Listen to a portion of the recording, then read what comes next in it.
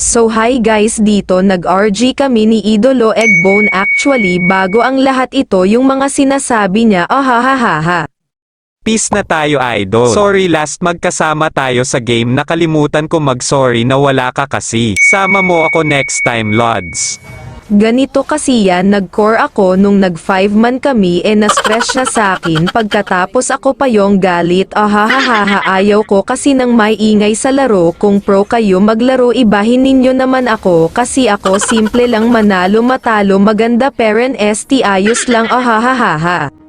So ayun, naiiyak si Layla dito, ahaha. Sus, mamaya ka sakin.